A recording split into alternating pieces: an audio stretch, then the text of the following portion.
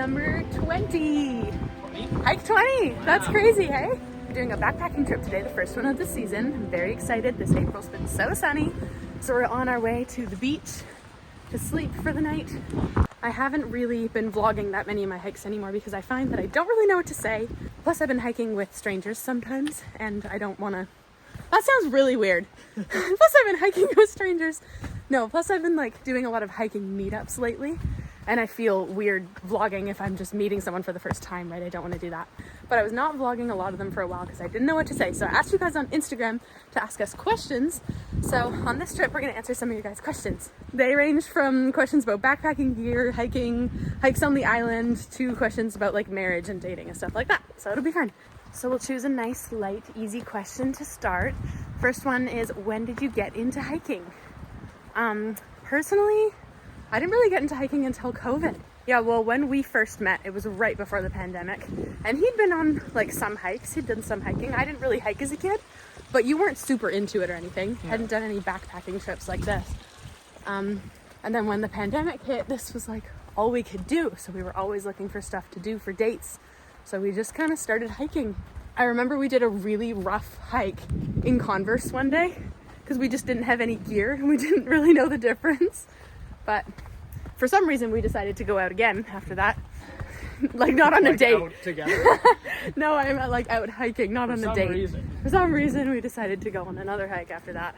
I grew up camping and stuff, but I didn't really grow up hiking. So our first backpacking trip was pretty much after we got married. So we're newbies. It was on this same trail. This was our very first backpacking trip, this trail, yeah. And this is the first time we've been here since then. And that was 2022? Yeah, and we died during it. Yeah, it was so bad. Well, we didn't know how to pack our bags properly. I had a backpack that didn't fit me properly. We just really, it was a learning experience. Speaking of that, you might want to tighten this. Thank you. That's a good lead in into our second question that lots of people asked, which is, where are you going? This is Mystic Beach. It's on the Juan de Fuca Trail. West Coast Trail, Vancouver Island. It's just a really short one. We really like it for kind of breaking into the backpacking season. The destination is a beautiful beach with a waterfall on the beach. Last time we were here, we saw orca whales. That's the only time I've lived on the island, my 23 years of living, and that's the only time I've ever seen orcas. So fingers crossed that we get to see them again this time. And falling asleep with the ocean in the background was the best thing ever. It was a little loud, because I remember the waves were really big. Yeah, it was like crashing on the rocks, and then it was like pulling all the pebbles back, so it was like very loud, but kind of nice, kind of relaxing. Like a white noise machine. Relaxing if you could drown out a little bit of how loud it was. There was another question that said, what is a good one-night hike on Vancouver Island? They said bonus points if it's near like Comox to Qualicum. So this one's a great one, but it's not close to Comox Qualicum area. If you're newer to backpacking, all of the ones in Strathcona area, like Mount Washington, are really great to get you into it because there's lots of people there. I guess we're still close enough to the road to hear that. There's lots of people and there's like bare like food caches and stuff, so you don't have to worry about having all the gear. There's tent pads. So like Helen Mackenzie, Quai Lake, Circlet Lake, those ones up there are good. If you're looking for something a little bigger, you could head out and do like Bedwell Lake. Those are all. Century Sam. Century Sam is a fave. We haven't done it as an overnight, but you absolutely could. It could be a day or an overnight.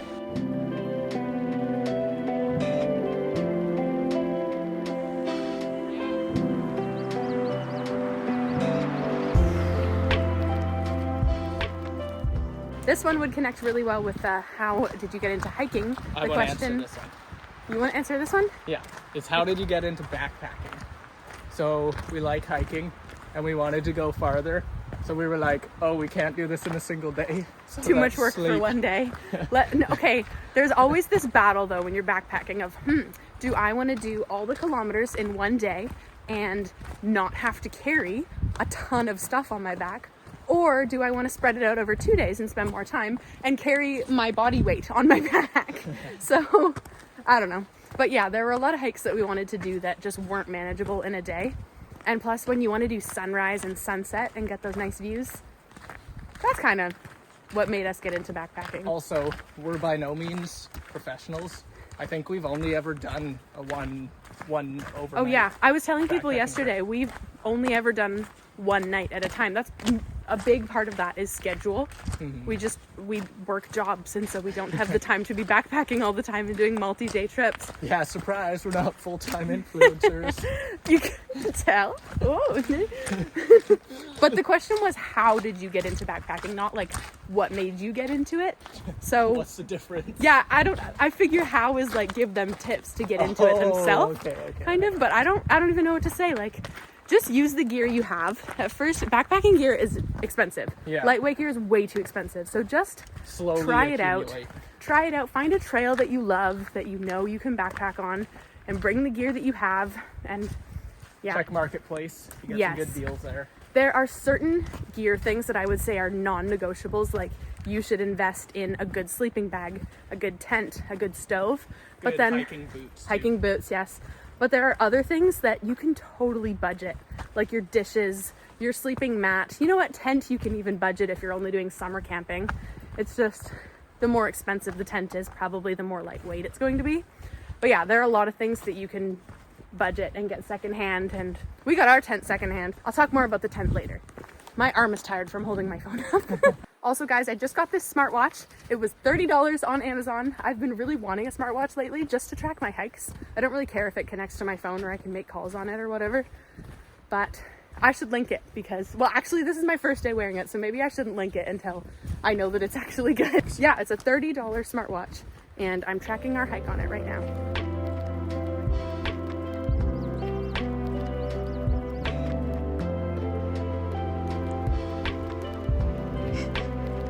Trail's a little muddy. Nice. It's not inside though. Yeah, it actually, there is none inside. That is a miracle. I'm gonna need to clean that. How did you do it? Here, I thought I was being so smart going around. Yeah.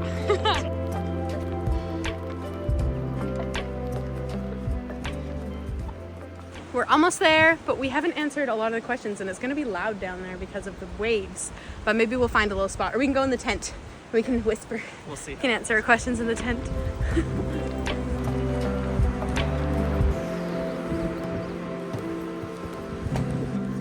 They put a new staircase in. Look, new staircase, old staircase. Luke remembers it being that bad last time apparently, but I honestly don't remember. Oh. Careful, it's missing some stairs. Yeah. There was a construction sign and I saw it and I was confused, but it makes sense now. It's so windy. Oh yeah.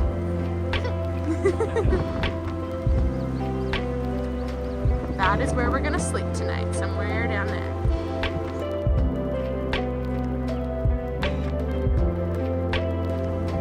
Well, this hike was way easier than I remember last time because I actually know how to distribute the weight in my pack, and I'm used to hiking with a backpack now.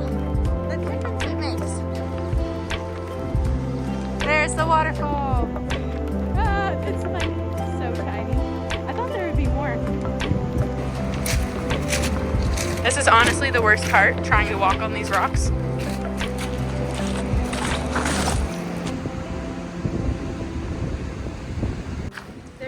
Swing over at this side of the beach, but it's not here anymore.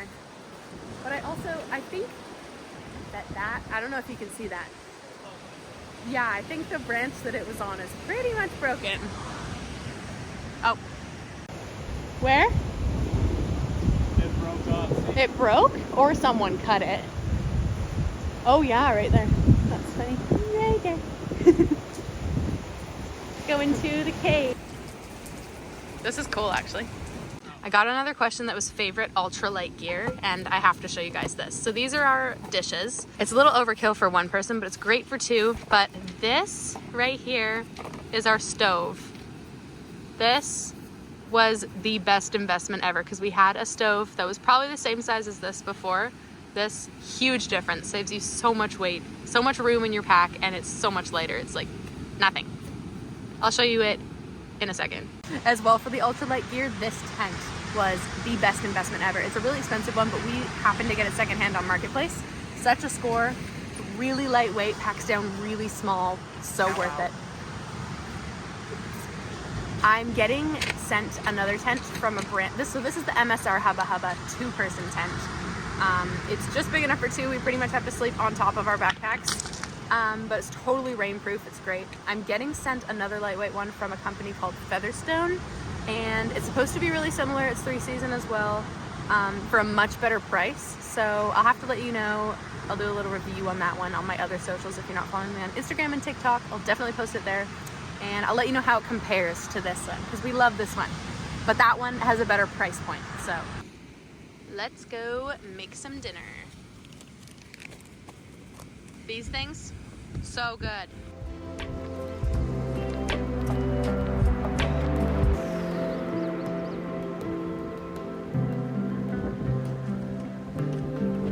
Dinner time. This is the burner. I always get confused on how to take it out. Unfolds like this. Attaches to your propane. This is actually a big one. You can get tiny little ones. Look at that. Amazing, right? This is quite big for it actually, to balance it on top. Best lightweight item we own. Well, like we said, it's kind of loud. Not exactly optimal vlogging conditions. There's the breaks in between the waves. We could just talk when and wait. The breaks are so short. Well, it was beautiful and sunny earlier in the day, but now it's turned into a moody, cloudy evening. We were really hoping to get a nice golden hour sunset tonight because I have to shoot content for a bathing suit brand, but it doesn't look like that's gonna happen, so I think we're gonna have to take pictures in the cold. It's still so beautiful here. Like, it's beautiful no matter what, but I was really hoping for a nice sunset. I'm in this snug little corner back here, staying warm. The wind is chilly. Anyways, we should answer some more questions. Another question. What are you doing? Another question I was asked, what's your number one packing tip? That was perfect. How is that so perfect? Number one packing tip, I don't know about number one, but I would say definitely look up videos on how to properly distribute the weight in your pack. It makes the world of a difference. This is the first time I went, I had no idea. There's this whole theory on how you should pack your bag, and it's worth it. It's like I always do, sleeping bag in the bottom, and that fits perfectly. And then I do the dishes and food like right against my back, and I tuck my towel and the tent footprint on the outside so that they're like heavy stuff isn't pulling me backwards. And then on top I'll put my clothes and any miscellaneous things like my toiletries. And number one hiking snack. These right here. What's in my hiking bag now that it's completely empty and taken apart and camp set up? But I'll do my best to explain it all. First, I put my sleeping bag in the bottom. Here's my sleeping bag. I have a down one and a stuff sack, so it packs down really small and it's as light as possible. I love this. Next to that, I put our dish set. Inside the dish set, I keep our burner and soap and a little cloth for when I'm cleaning it and drying it. On top of the dishes, I'll also put food. I always keep my food in this dry bag just because I don't have one of those bear bins. I haven't invested in one of those yet, but I probably will this year. I like this because it's really easy if I'm putting it in a food cache like there is here, or I can hang it in a tree if that's the only option. But yes, I've got my pepperoni, my crackers, hash browns from the morning. These are from Costco, and you get a huge pack of them, and they're so light. They take up some space, but they're so light and they're so good. These are a great backpacking option on a budget. And some more snacks in here. This mat, Luke carried it today, but I would put my single person mat in there somewhere. Bear spray, very important. Bear country, never leave without it. What else is in here? First aid kit. I keep a small first aid kit with me and a bigger first aid kit in the car, especially on a trail like this where it's not very long, and if something really were to happen, I could run up to the car. I have toiletries, so I've got my toothbrush, tiny little toothpaste, little moisturizer, little comb, chapstick. Important to note that this stuff, or elastic band, important to note that this stuff is scented, like the chapstick and the toothpaste, so it also has to stay in my food bag and go in the food cache tonight. Up in this top compartment, I keep things like a headlamp, some toilet paper. This is a rechargeable glow stick. I think that's a sign that it needs to be charged. But I got this when I went camping with my mom and my brother when I was in high school. Still kicking. Love this thing. And it has a whistle built in, so it's pretty cool. Up here, I keep hand sanitizer. There's a charger. My portable charger's up here. Some Band-Aids and moleskin in case I get blisters. And my rain shell is up here too. And then I also always have a packing cube with all my clothes. So I don't have a camp pillow.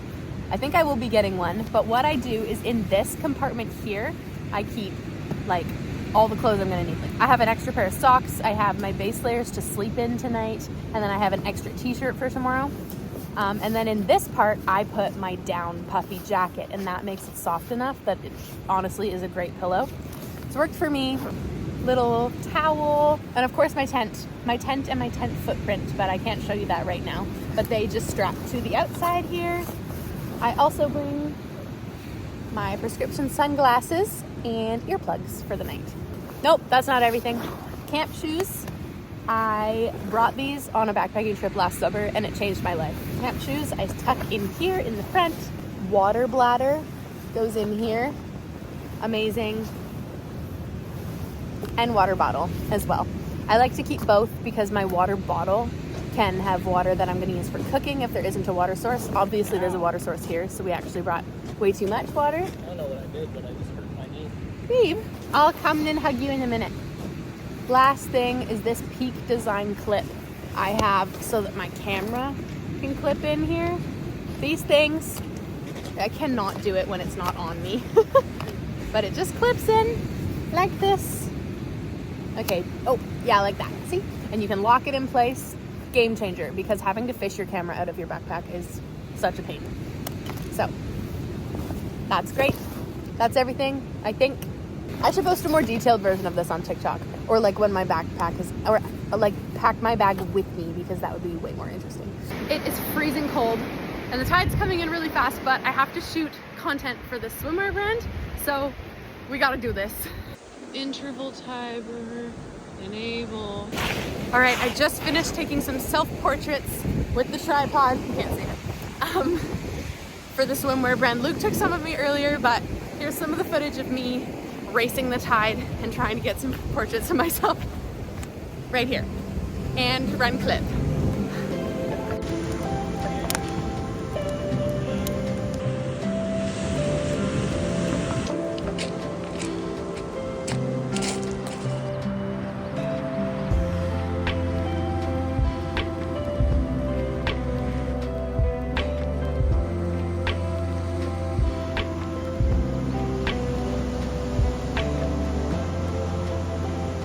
Morning. We had a pretty terrible sleep last night, but that's okay. It's good enough. We're awake. It's 7 now. We got up for sunrise, but there wasn't really much of a sunrise because there were storm clouds that are just now clearing, of course. We had a little encounter with a bear last night, but we're fine. We just heard it. We didn't even see it, but it was definitely close to the tent. But yeah, just getting ready to have some breakfast and pack up and go.